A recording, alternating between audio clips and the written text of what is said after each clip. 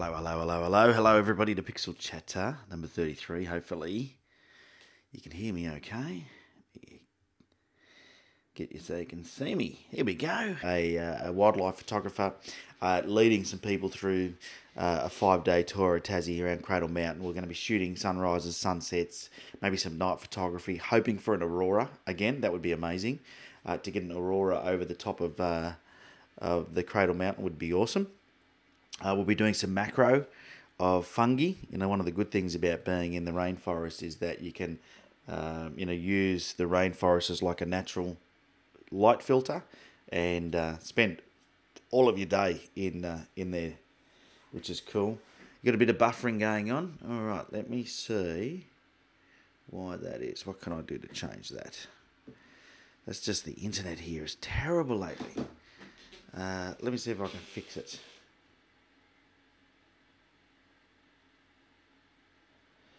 Change internet. I do have a little backup device here. Let me just change it over, see if I can make it better.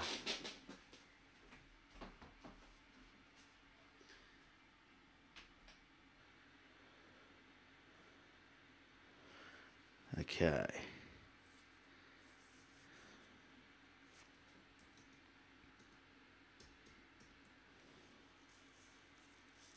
Right, should be getting a much better stream now. I've switched over to a different connection. You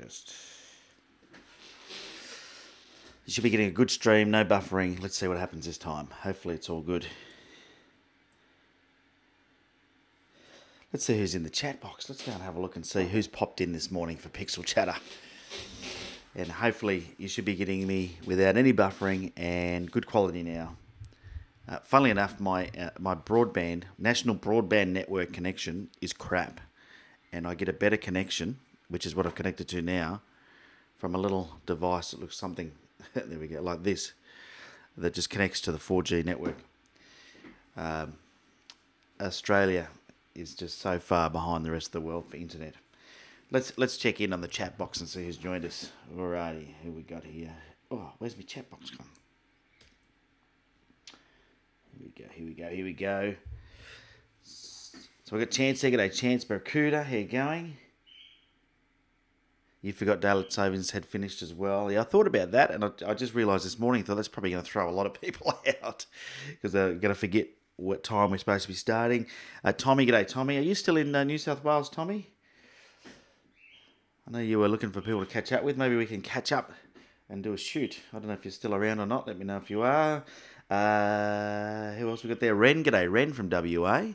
Makes our time difference a little bit easier, doesn't it? With our daylight savings. I think, does it? Because did you guys finish daylight savings before us? Or do you have it? I don't think you have it, do you? Brian, g'day, Brian. Cool. Working good, says Tim. G'day, Tim. Florida, of course. Hope Florida's treating you well as you're coming into your warmer. We're going into our cooler season. Andy from Portsmouth. G'day, Andy. Good to have you back on. Fernando, greetings from Guatemala. Wow. Look at all these different countries we stream out to. I think that's pretty cool. Who else we got here? Oh, you're leaving tomorrow, Tommy. All right. Looks like we're going to miss each other then because if you're out of here tomorrow. No, you didn't have daylight savings in WA. Okay, so now the time difference is only 2 hours, which will make it easier. We've got John from New York. G'day, John. Awesome. Fantastic. Looks like we've got a good crew of people. Even though the daylight savings changed, it didn't throw too many of you out, which is good. All right, so as I was talking about, we're heading off to Tasmania in the beginning of May, and I've got 2 groups of photographers. We have 1 spot left for the first one, and I think we have 1 spot left for the second week. This is pretty unusual. They were both full, and a couple of people unfortunately had to pull out due to unforeseen circumstances. It happens. That's called life. And we're still they go ahead. We have fun no matter what. But we do have a couple of spots available come up that we didn't have. So if you did want to come to Tassie in a few weeks with me, shoot me a message or on Facebook, or leave a comment under this video, and I will do my best to get in contact with you to see if I can help you work out whether we can get you there. It's going to be a lot of fun, so looking forward to it. So John has asked, is the stream working for other people? Should be. Everyone should be able to see the stream. Hopefully. Andrew says, how's the boss? The boss is well. The boss is having her cuppa out in the family room. All right. So, yes, if you do want to come to Tassie, let me know. All right, let's get stuck into...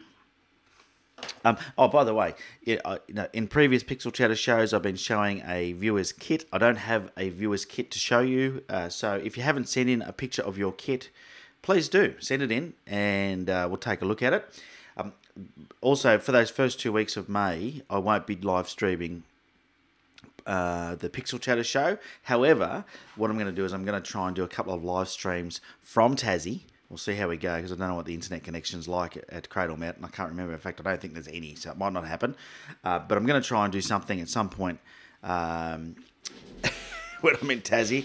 Definitely when I get back into Launceston, in between the two tours, I'll have some internet connection, so we'll see how we go. All right. Now, yeah, so if you haven't sent your kit in, and we'll go from there. Now, what I was going to do today was a quick Lightroom tip. So let's jump into my library, and I'll find a good picture for this. Let's use this one. We'll go to here, actually.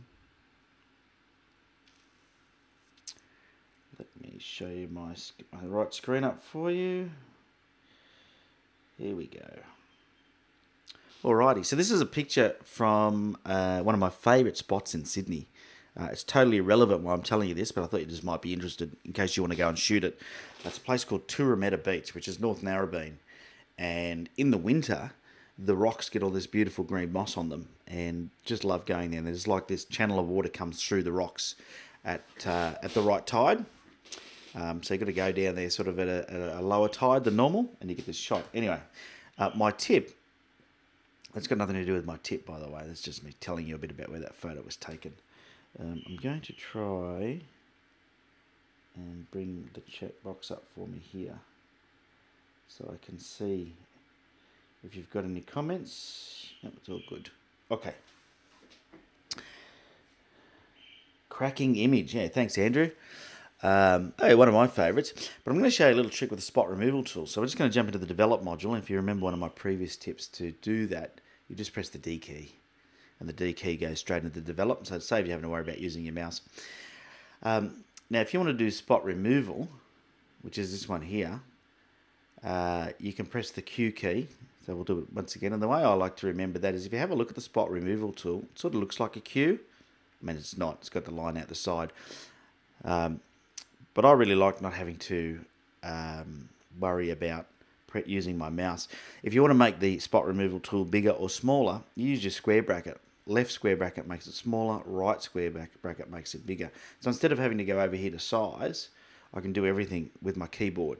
Okay, so I press D to go and develop, Q to start the spot removal tool, and I'm using these square brackets to move these around. Now if I don't know if you could see that, when I hit the Alt key, or the Option key, it turns into a little pair of scissors.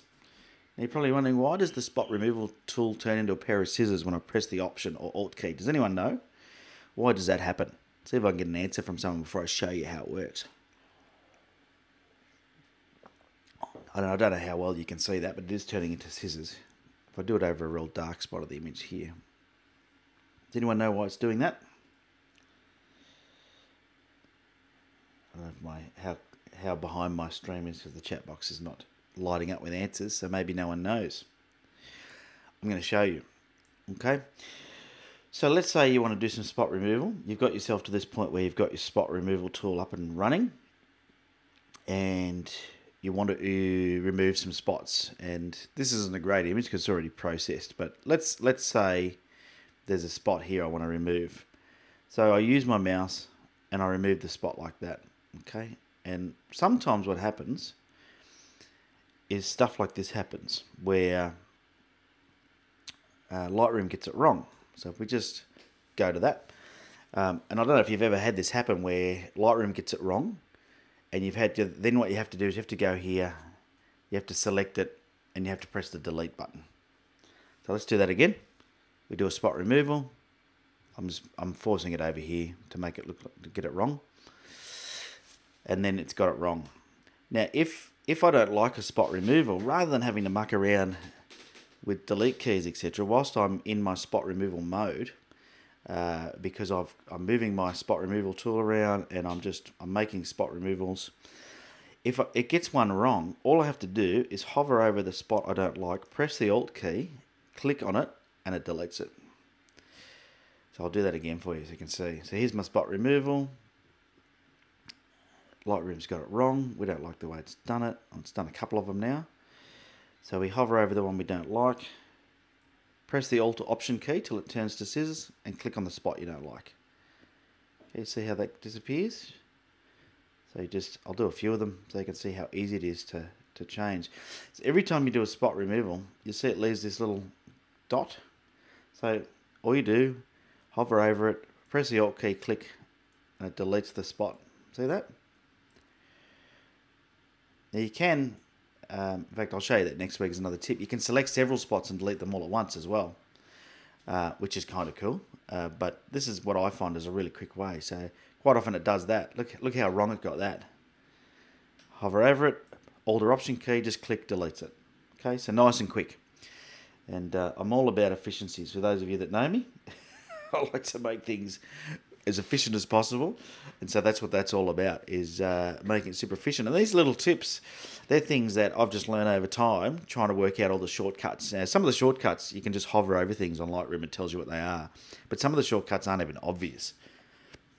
I don't even know where you find the manuals for them, and some of these I've learnt by mistake. Like that particular shortcut, I was playing around, and you can do this with all of the different things in Lightroom. When you're doing something, whether it's spot removal, brushing, adjusting, your color sliders, or whatever it is, just try pressing some of the keys: Shift, Tab, Option, Alt, Command, Spacebar, and you'll see what it does. And one day I was doing the spot removal tool, and I don't know why I pressed the Alt key, because what happens with the spot removal tool, if you want to move around, you have to press the spacebar. So if I just quickly jump back in there, I'll show you. So let's say I'm zoomed in to the image. Let's go to, zoom right in like this. Then normally you just left click and you drag. 8:1 was probably too much because it's taking me forever to reduce the size of that. Let's get a 4:1. Yeah, I'll just bring the size down here so we do it quickly. So let's say you zoomed right in, getting right into those spots, and you want to have a look up here, this part of the image you can't see. You can't just left click and drag because it does a spot removal. So you have to press the space bar and it turns your little circle into a hand, and then you can do some more spot removal, space bar. So I think I was doing that one and I might have just missed, and I hit the Alt key by mistake, or the Option key, and it turned into scissors, and I thought, what's that for? And then of course you start clicking on things and you start realizing that you can delete things, which is pretty cool, really. It's a good shortcut. So don't be afraid to press buttons and try different things, because you never know what it's going to do. Alrighty, let's jump into... So that's the tip. Did anyone know that you could do that? Let me go to the chat box. Chat box, here we come. No. No one's been doing that. Cool. Top tip. There you go. So we're going to get into... we're going to get into some critiques. Now, also with image critiques, I haven't received too many lately, and that's probably because we haven't been consistently doing the show. So if you can send me some images in so I can do some critiques, that'd be great. And that way I can make sure, we keep Pixel Chatter happening with some excitement.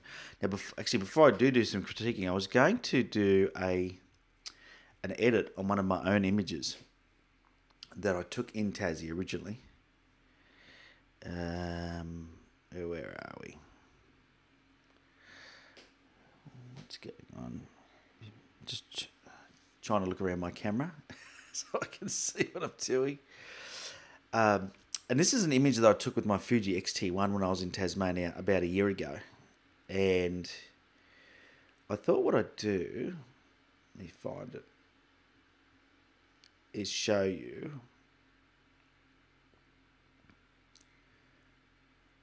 an image. Let's just go to 1:1. Here we go. All right.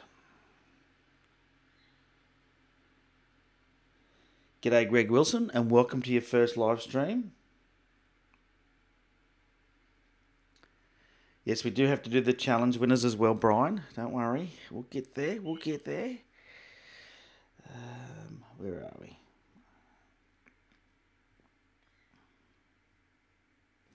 So,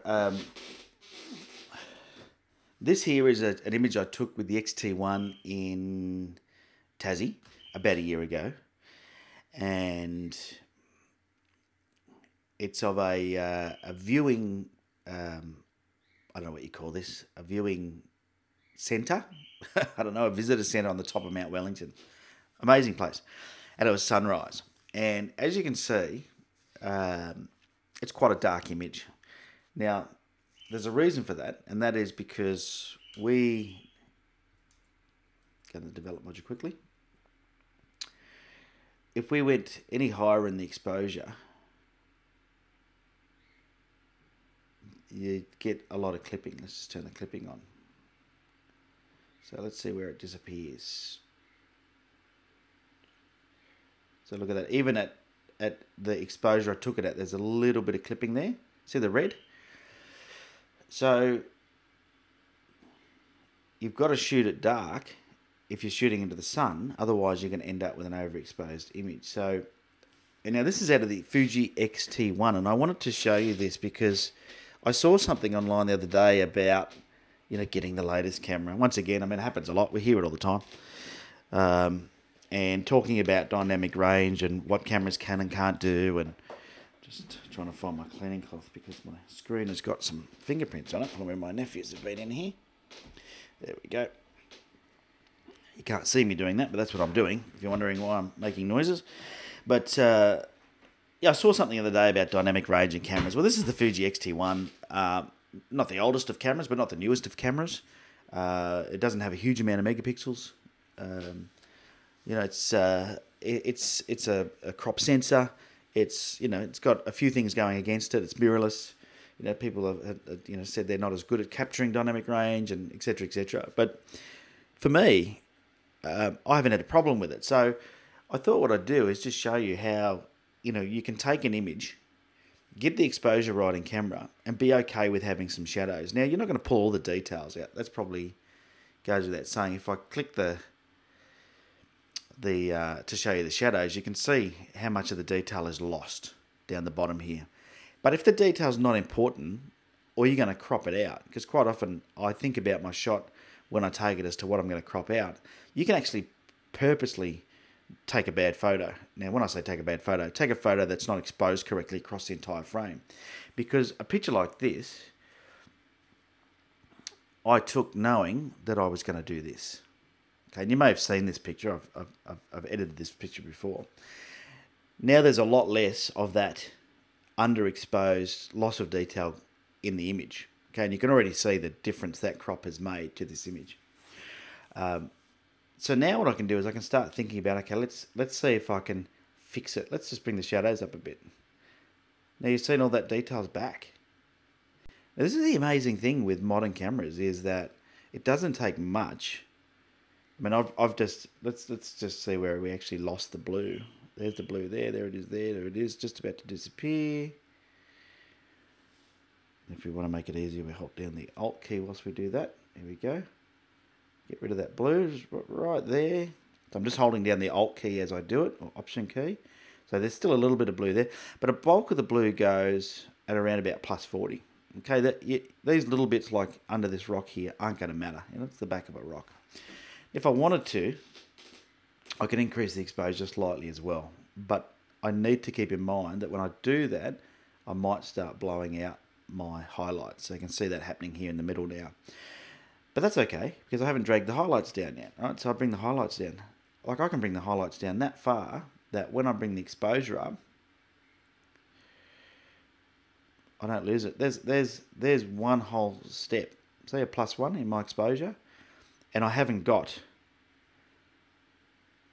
any issues happening. Let me just bring up the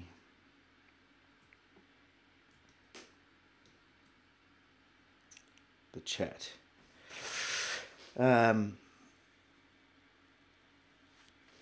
Oh, there we go. Sorry, I was just bringing the chat up. So you can see that image now, all I've done is cropped something. I've increased my shadows and I've reduced my highlights, and already is it looking better? It's pretty simple, isn't it? It's pretty amazing what you can do. So, let me get my... No, wrong one, Ben, wrong one. That's another shortcut, by the way, is Option and Tab. Toggles between full screen image and then having your little menu bars on the side, if you're wondering how I'm doing that. So that's how quickly I can do that. Now I'll hold down the shift key, double click the whites, double click the blacks, and you can see it's actually dragged the blacks down a bit further. But if we do a before and after, it's looking pretty good. Let me just turn those off now. We don't need those anymore. So let's just do a before and after. I'll just go to full screen. Let's do before and after. So that was before. And you look at that and go, wow, that's too dark. And this is why you can't look in the back of your camera at the preview screen and make a decision. You have to look at the histogram. And this is after. Okay. Once again, it's not finished, but you can start to see it coming together. So let's do a little bit more. Let's just crop the top down a bit because I want to put that. I want to get things on the top line there, somewhere around there. Let's give it a bit of clarity. Not too much because it's going to make the bushes at the front look a bit funny. We'll come back to I'm still doing things globally here. A bit of vibrance, a little bit of saturation. Not too much, +5 or 6. Okay, and there's my basic settings done. Now, I did notice over here, when I was zoomed in before, there was something funny going on with a bit of light flare. I thought it was, but it's not. It's another fingerprint. Isn't that funny? So you can't see it. I can, and it's gone. I've just cleaned it off the screen. Over Easter, my nephews stayed here, and they like coming in my little studio here and playing with my microphone and obviously touching the screen. So the other thing I'd probably do is just introduce a little bit of contrast. So let's do that as well. Not too much, but a little bit. And then I've got a couple of curve presets over here. Yeah, I'm going to go with that one. Give it some sharpening. Oh, don't like that one. No, don't like either of those. So we're going to get rid of those. Going to get rid of all my presets. Go back to the contrast here. Just that. So I've got my presets here that I use, but they don't always work. Yeah. So that's sort of. I won't go doing any more editing on it. I just wanted to show you how you can really, bring a photo back to life. And when you shoot a photo, I think it's super important that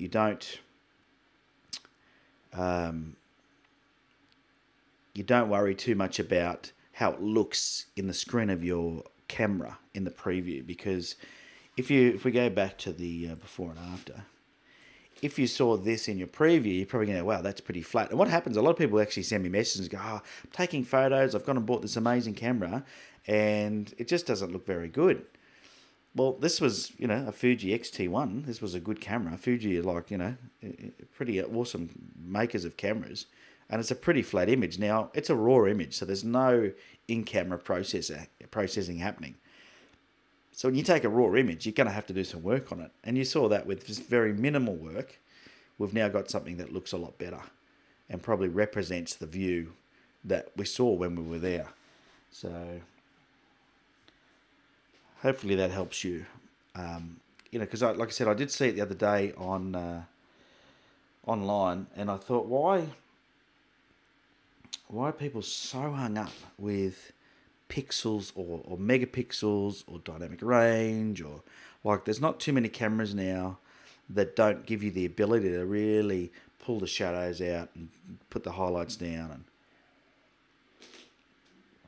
There's not a lot. All right, now, as Brian alluded to before, we do have to do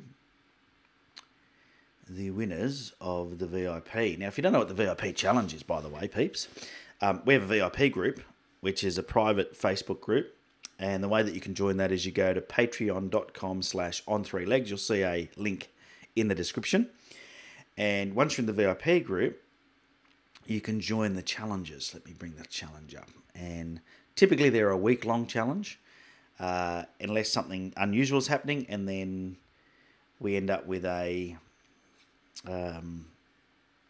extra week because I'm away or something like that. So this one here was ironically long exposure. You had a long time to do it, and I'll just show you some of the entries inside the Facebook group. Let me show you. Where is this screen?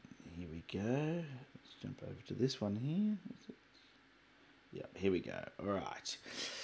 So what happens is, inside this group, I'll go back to the albums, and you'll see every week we have an album, and it's a different theme every week for the challenge. This week's theme is people, including a people in your shot, but last week's was this one here, which was long exposure, and there were some great entries. And just have a look at some of the creativity here. So this one here by Brian.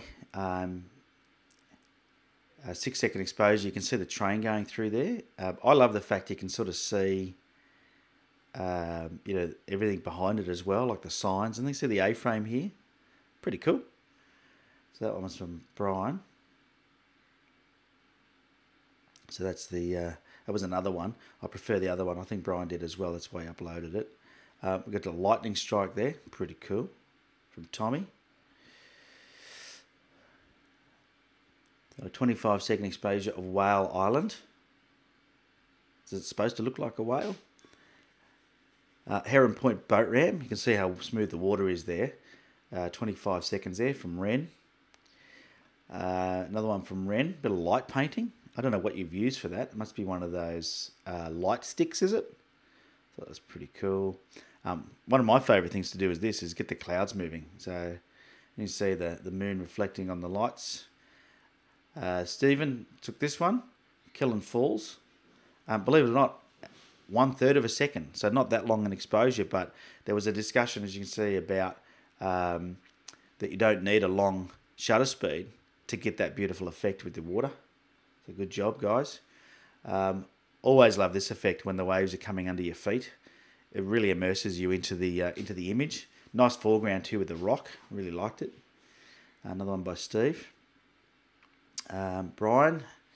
So you can see some really good images. This one's from Rob, the Japanese gardens. We critiqued this in our last show, or one of his shots from this Japanese gardens. Nice one. And you can see, he says, this one Stephen says, if you get up early, no filters needed. Definitely. Look at the colour in that.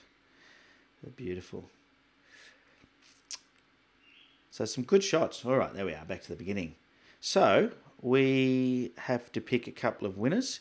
So the first one was the runner-up, is going to go to Ren for this long exposure light painting. Not sure how Ren did that. Maybe, Ren, you can tell us. I'm going to bring my chat box up again.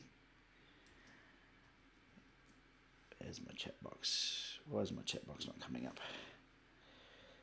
Is it a light stick? What did you use? Let's see.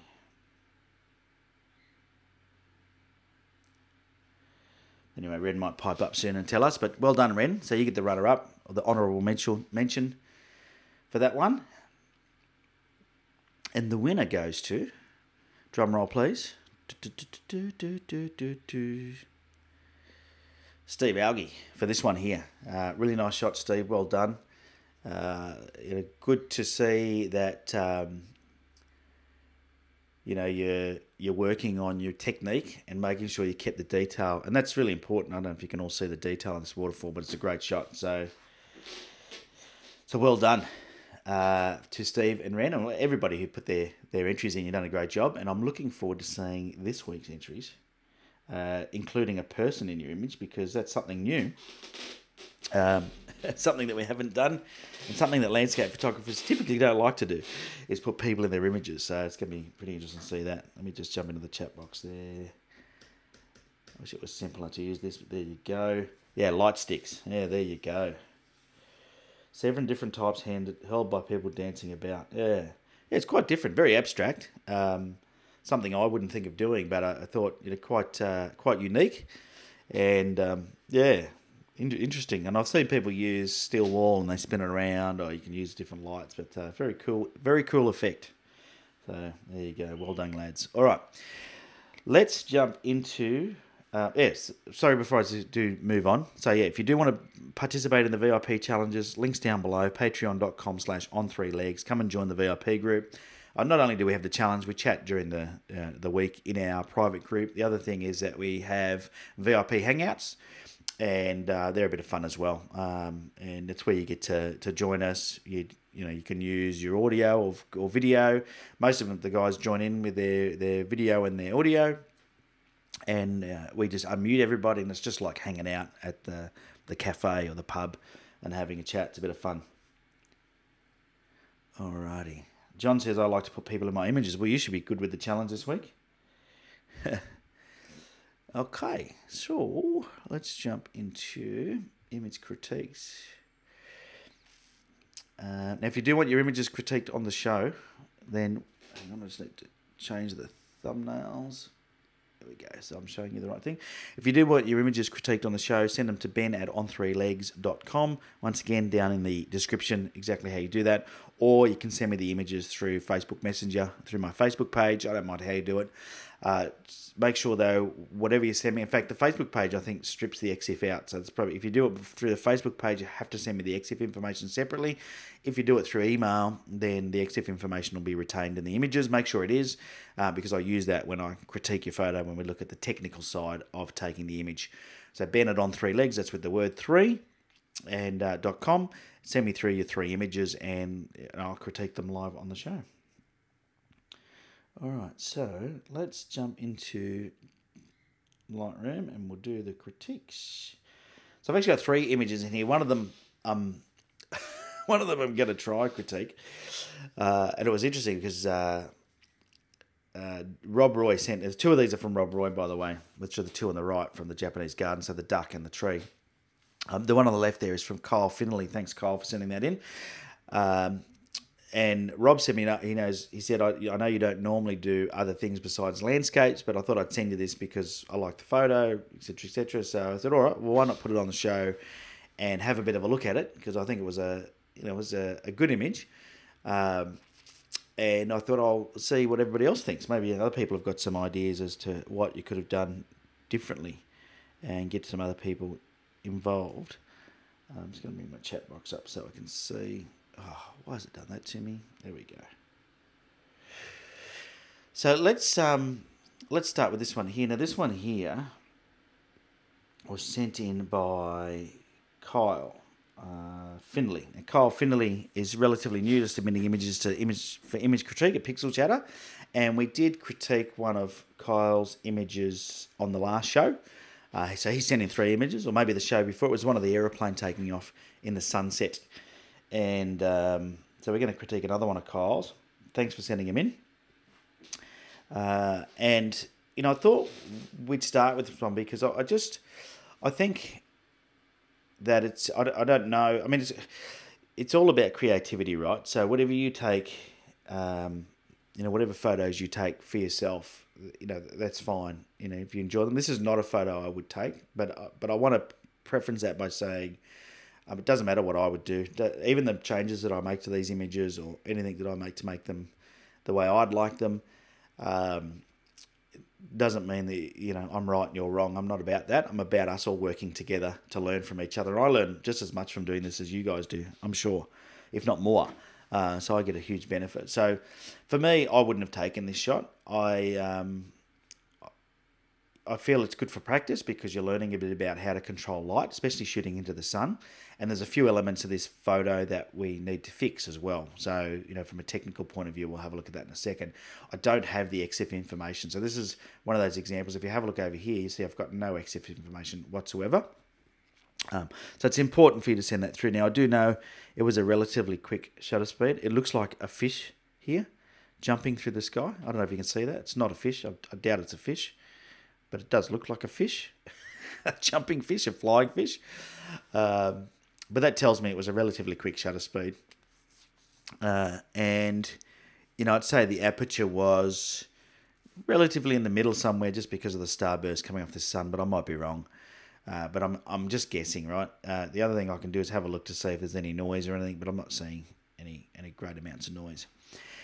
Now, straight away, with a photo like this, if we jump into the develop module and we click the highlights to see if it's overexposed, you can see that a huge amount of this picture is overexposed. Now, straight away, that's a problem. Let me just bring the chat box up.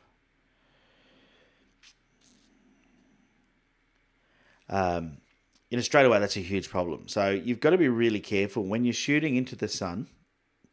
You've got to be really mindful that the likelihood is that you're going to lose a lot of detail in the highlights if you overexpose. And highlights are the hardest thing to recover. Okay, shadows you can recover, highlights really hard. And if the idea would be that if you want to shoot into the sun, you're going to have to shoot some HDR. So if I go down to some of my pre-processed image here, and I'll show you a couple of examples of where I've done that, where I've shot into the sun and used HDR to process those photos. Let's find something. Here's a classic example. So this one here, shot into the sun. Now you can see that the histogram is nice and even. Now you wouldn't get that with one exposure. You have to shoot HDR. So you can almost ignore the EXIF information because I've had to shoot HDR to get all of those in. I'll find another one for you. Another great example. Here's another one. Actually, no, that was not HDR. I remember taking that one with my tilt shift. But I will find another example where I've shot right into the sun. Let's have a look. Because it's a very doable thing, but you just have to keep in mind. This one is definitely HDR. There's no way you'd get the sun like that and the back of these buildings like that without doing HDR. So just, when you're shooting in the sun and you want to get all the detail in, you're going to have to think about a different methodology. Once again, depending on your camera and how bright the sun is, here's another one.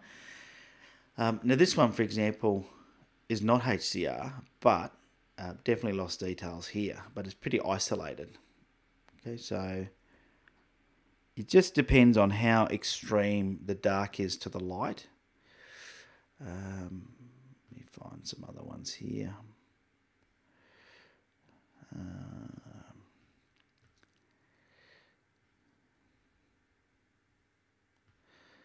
There'll be more here somewhere. I used to shoot a lot of HDR for that reason.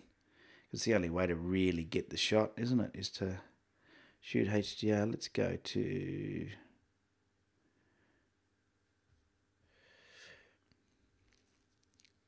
a lot of these are HDR. There's another classic example. There we go. Another HDR image. And you can tell because see how nice and detailed the foreground is? Now, you're not going to get that.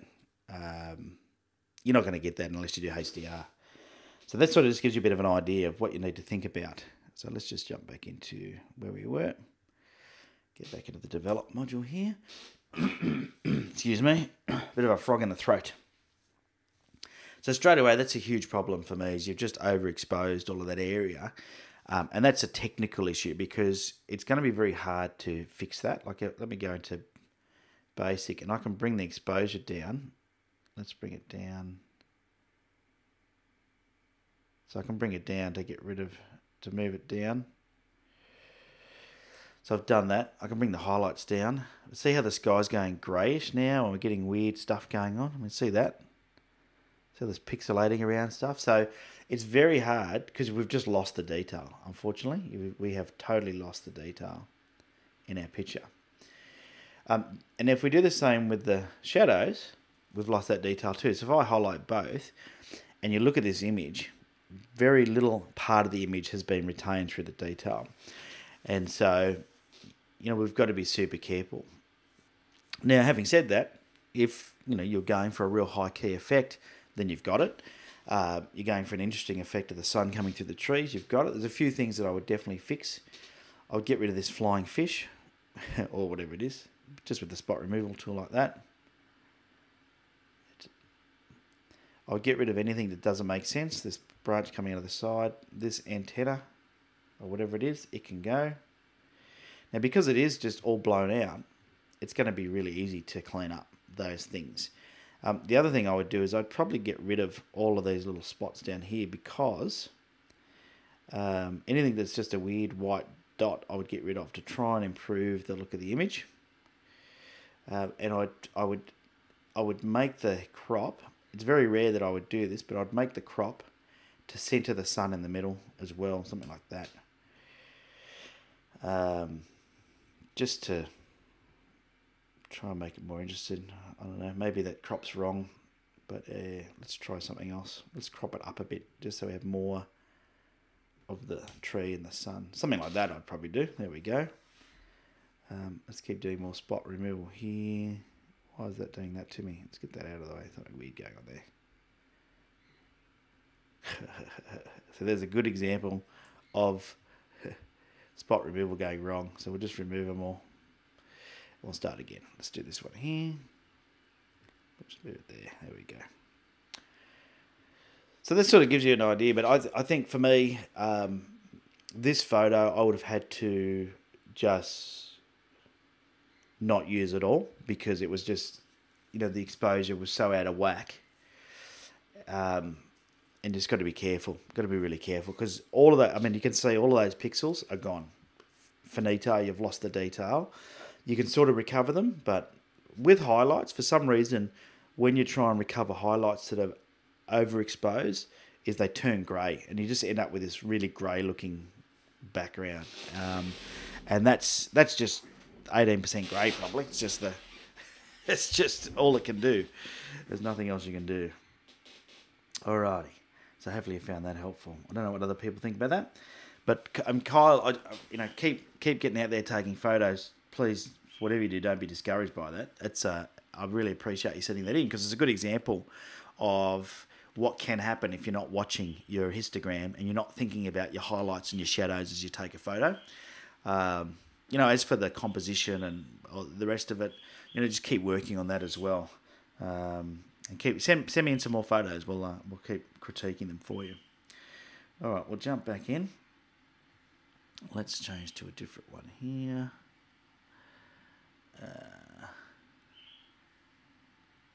And hopefully, those of you that are regular viewers of the show are looking at your histograms now, not at...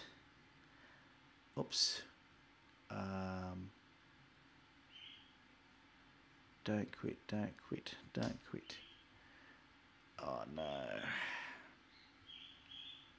I just accidentally quit Lightroom, pressing the wrong buttons. Here we go. It happens, unfortunately. I missed my tab key. And it ended up going... I pressed Command Tab to change applications, but I accidentally hit the Q, and in the on the Mac, Command Q is quit, and I was in Lightroom, so I quit Lightroom. Luckily, I didn't quit the live stream. G'day, Rick. Young Ben. That's me. John, yes. Yeah, they both turn grey. That's because that's probably what's going to happen for anybody. All right. Let's flick over to this image, which is one that Rob Roy sent in. And just on a side note, check this out. That little logo, I like it. Don't know where you got that done, Rob, but I like it. I've seen a lot of people doing some cool things with their logos on their images. Yeah, I like it. Okay, so Rob sent this in and said, I know you don't normally critique things besides landscape, but just wanted to send this shot in. Well, looks like what's happened to you is the thing that normally happens to me with animals is I get their bums. and whilst I'm not a wildlife photographer by any means, I love the colour in this duck and the sharpness. Look at the sharpness in his feathers here. It's pretty cool. And one of the things with anything, when you're taking photos of animals and things, you've got to make sure you get their eye sharp. You see his eyes probably a little bit out of focus. It's not too bad. It looks like the focus is here on his feathers. And because it's you've used a 300mm zoom lens, you've got a shallow depth of field even at f7.1, so you've got to be careful there.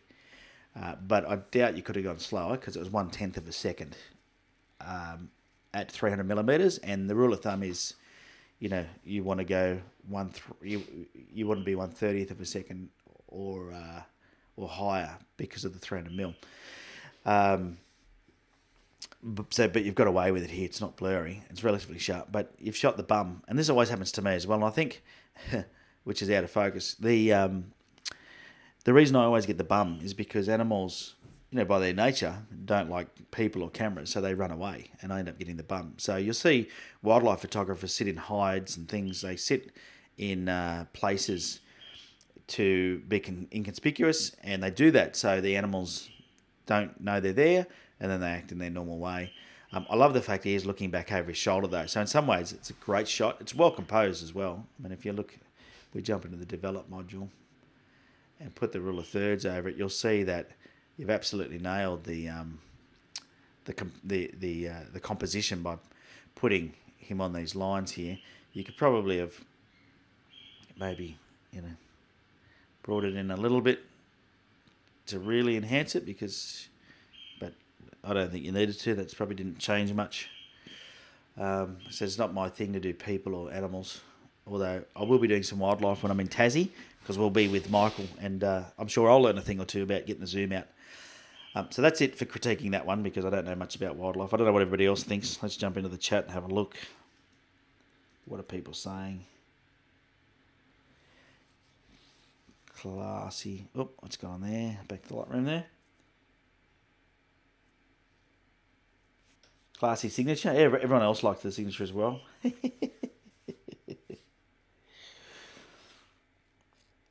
there you go.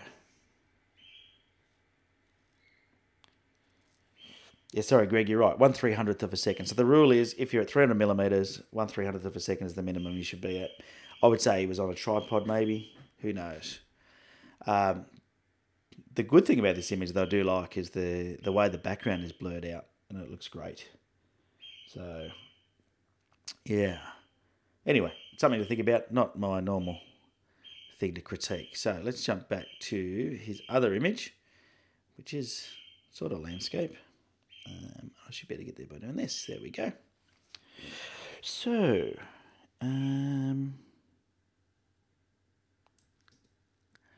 we've got another one from the Japanese Gardens here by Rob Roy. Lost my mouse cursor. There we go. So here we go. So thanks, Rob, for sending this one in. And I know, Rob, my thoughts were with you, mate, and still are. Rob was a bit quiet for a little while because he lost his dad. And it's always a sad time, I think, when you lose a family member. Well, it definitely is. So we feel for you, mate. And the On Three Legs crew is here to support you if you need anything. But appreciate you sending these images in. It's a good thing to get out there with your camera and take some shots. All right. Remember the good times. What I always say to people when they lose someone close, it's always upsetting, but remember all the fun times and smiles you had together. All right. So here's an image from the Japanese Gardens once again. And Japanese Gardens are a great place to go and practice for two reasons, I think. Number one is they're just always well manicured. They've got water, they've got greenery, they're lush. They've got things like this tree, they've got fences, they've got moon gates, they've got all sorts of cool things. Always make it a fun place to go and take photos.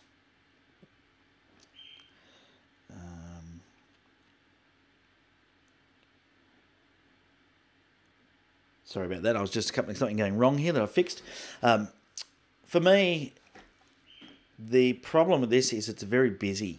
It's extremely busy. And I'm guessing what you really want to do is you want to highlight the tree. And if the tree is what you want to highlight, I would suggest probably not cropping so tight. And I don't know if you've got the original photo and you've cropped it, or this was the original crop that you took. But to me, it's probably a little too tight. So I'm just trying to... Oh, crikey. Back to Lightroom. All right. Up the top here, because the tree is the hero. The other thing is, from a leading line point of view, I probably would have moved to the right a little bit and had this fence coming out of the corner, leading my eye in, and it would have put the tree probably in between these two posts, which could have been a good effect. I don't know. Once again, I wasn't there, so I don't know if you could have done that. If there was, because maybe to the right was a big pond back here that you're going to end up stepping in.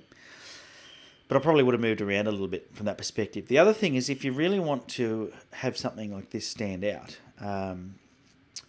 there's a few things you can do in your post-processing, which we'll get to in a second.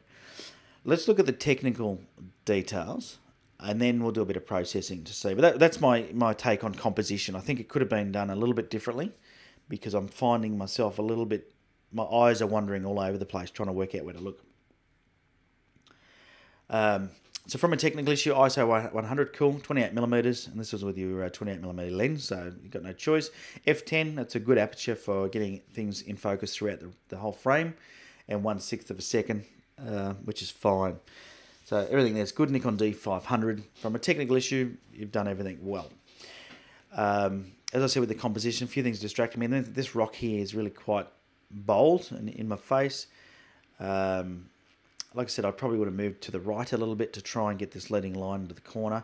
And I'll just jump into the develop module and quickly bring that over, just so you can see what that would do. Because now you've cropped a bit of the image out. What we can do is we can actually play with it a little bit to try and bring things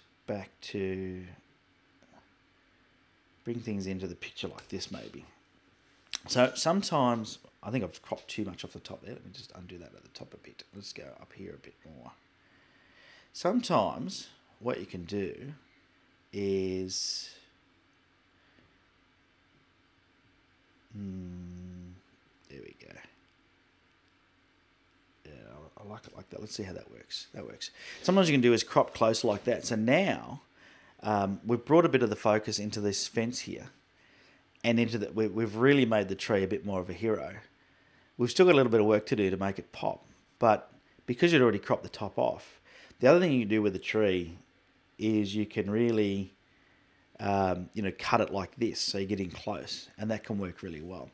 I still would have liked, this is working down here, but I quite often like to have it coming out of the corner. And if you move to the right a little bit, this is actually working now. I'm looking at it cropped like this because the poles aren't detracting from the tree. There's a couple of things happening though. There's some blown highlights happening up here. So I'm just going to show you that there. You can see all this red. A fair bit of it happening. So you just want to make sure that you're not overexposing. And once again, if you check your histograms, right, make sure you just look at your histograms. And if anything is bunched up on the right at all, okay, you can see this is bunched up on the right here. If anything's bunched up on the right, you're losing details. So be really careful. So what I would do with an image like this is to try and save it. I'll bring those highlights down and just try and save. You're not going to bring the pixels back, but you're going to save a little bit. Bring the shadows up a bit. Give it a bit more contrast. We'll do clarity with the brush. Let's do that. Same with the vibrance. We'll do that with the brush. The other thing I would do is I would vignette this, and I would probably go with something in the corners. Or maybe not that much. Let's see. Yeah, something like that. There we go. So if you have a look, that's a very subtle vignette, but you can see the difference that it makes.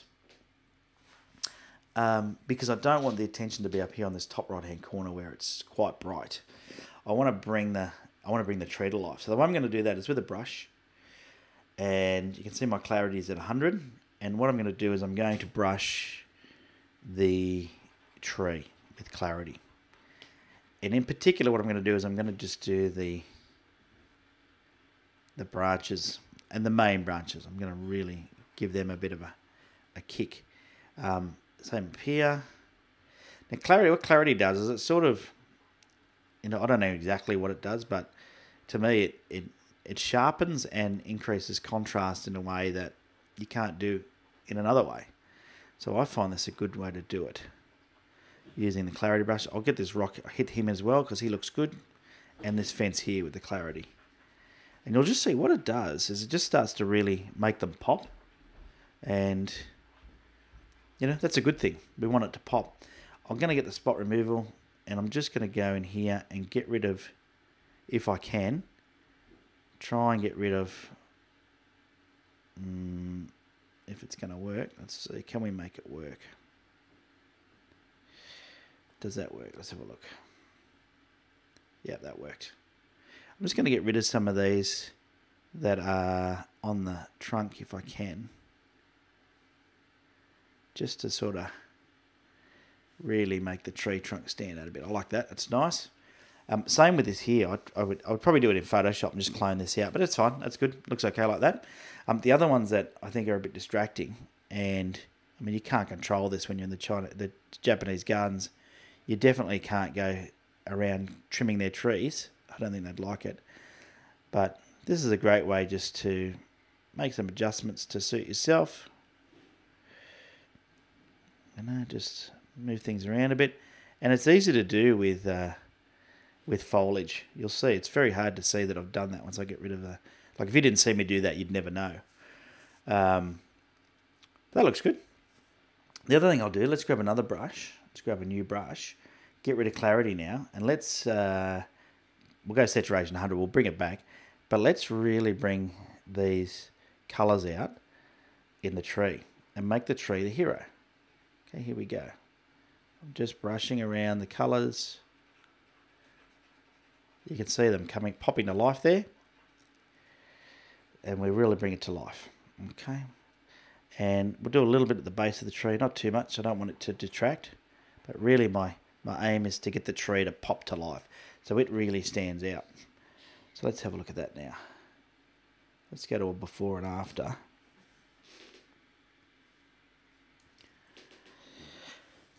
Okay, so before and after. Okay, and you can see how the tree's starting to jump out. Look at the base of the tree in particular. How we've now made that pop out. You know, we've got all the detail to pop out. We've moved some of the stray flowers out of the way. We've put some clarity into the tree. We've put some colour in with saturation. And now you'll see that we've got some... we've got some things looking good there. So I think, to me, that looks good. A bit of a different composition, different look. And so sometimes it is just about playing around and seeing what you come up with. So there you go. All right, let me check the chat box. What are we all saying? Numbats are my favourite. Numbats. Rick's got some on his Facebook page. There we go. John, just to play devil's advocate, some highlights aren't all important to the image. No, you're right. So up here, they're not important, besides the fact that they're distracting, that's all. I'm talking about up here in the top right-hand corner. If you zoom in on that, I mean, the reality for this is this could have been shot at a 1/3 or 2/3 stop less, and you probably would have avoided it because it's not bad. It's not a huge amount of highlights. I typically try and shoot without them simply because you can't recover them. You just can't. And even up here on the right-hand corner right now, it's looking a little bit grey. And you just can't fix that. So for me, it is about trying to get all the pixels that I can in detail. There are times, though, when you want blown highlights because you want a high-key image. So there's nothing wrong with it. I agree with you. Spanner, been using the vignette more in your images? Yeah, it just adds something, doesn't it? I think it's good. Handy parts, check your email. All right, I will. Hopefully you've sent me some images or your viewer's kit. Alrighty. So there you go. That was for Rob Roy this week. Thanks for sending that in, Rob. Really appreciate it, buddy. And another fun episode there of Pixel Chatter. Let me just get the chat box up so I can finish up with a bit of a chat. Don't forget to share your social media handles if you want to in the chat box. Happy for you to do that. let everybody know where you are online so they can hang out with you, check out your photography and see what you're up to. Pretty cool. And yeah, although I think, you know, we've got through a few of these weeks now without any real technical glitches, which is good. Although I'm using this little iPad as my second monitor. It's a bit of a pain, but I'm getting used to it, and I think the flow's okay. It's working okay. So if you do want to get your images onto Pixel Chatter for critique, the easiest way for you to do that is to email me 3 images. Make sure they're a decent size, not too big, so they don't destroy my inbox. I send it through to ben@on3legs.com. The email is down in the description below this video, so you can do that. The other thing you could do is you can send me through your images on my Facebook page using Facebook Messenger. Make sure you also include the EXIF information, no matter how you send me the information, or the photos rather, because I need the EXIF information to take a good look at what you're up to. And I look forward to getting some of those images coming through. Now for the VIPs, reminder, you've got until Monday midnight Australian Eastern Standard Time, because daylight savings time is finished, so 1 hour difference to get the challenge completed for including some people in your images. And I'm looking forward to seeing what you come up with. And I've seen some interesting shots with people in them, and I'd love to see that. Alrighty. So that's Steve's Instagram, you can see up there for Spanner. Handy parts, some pics of Tassie using a big stopper on a 70D. You've got some? You're going to send me some? Cool. Barracuda, anyone update Lightroom Photoshop? I haven't done it yet. I'm going to do it this weekend. I thought I'll wait till after the live stream because I didn't need any hiccups. Rick, did I miss your pics from your bike ride? Most of the pics I took, Rick, were on my iPhone, funnily enough. I did take a little Canon camera with me, but I hardly used it. And I just found it that there was a lot of great spots I could have taken photos, but not great times of the day. And what I said to the boss was, what I'm thinking of doing is working out how to take my photography kit on the bike and a camping kit. So I'm gonna maybe do a trial camp out on the bike in May at a campground. There's an event on that I'm going to in the morning, but you can camp there the night before. Because what I'd like to do is go to some of the spots for sunrise where I did take some photos on my iPhone of some of the spots that were amazing. But I think what I could do is I could go there and camp and then get up for sunrise and take the photos, or be there for sunset. I think I owe it that. But I did take some sort of snaps. So you can go, if you're on my personal Facebook, and you feel free to do that. I don't mind if you do that. Find me on Facebook and friend me. Just send me a quick message to say I watch your channel, or I'm connected somewhere. And then I'll accept you as a friend, and then you'll see my personal stuff as well. I don't mind that at all. Alrighty. Anthony's arrived in Cairns. Enjoy it up there. It's probably going to be pretty muggy and humid up there at the moment. Get a Canon M5. Oh, sorry about that. Bit of a sneeze. All right, well, that's it for this week. Thanks for joining me. I hope you enjoyed that Lightroom tip. It was good to see most of you hadn't seen that one before. If you missed the Lightroom tip, go back and make sure you catch up on that, because they're handy tips, they are. If you have a Lightroom tip, by the way, that you think is worthy of sharing, send it in to me as well. I know I've had a couple of you do that before, and it was really cool that you did that. So make sure you send that in, and yeah, be interested. Now, if you do want to send anything else in that's not in any of those things, you can do that. I do have a P.o.Box down below if you want to send something in for the viewers to see. I was going to start a worldwide sticker board behind me instead of having that photo, and I should start doing that. So if you want to send me a sticker from your location, I'll get a map up there. Let's get that happening, eh? And you can send me a sticker in from wherever you are in the world, because I can see we're starting to get people from all over the place. We had someone from Guatemala here today, Florida, lots from Australia, of course, England, all over the place. So, awesome. So, anyway, that's it for this week. You know what I normally say at the end of the show? Get out there and take some photos, because that's what it's all about. See you next week. Cheerio.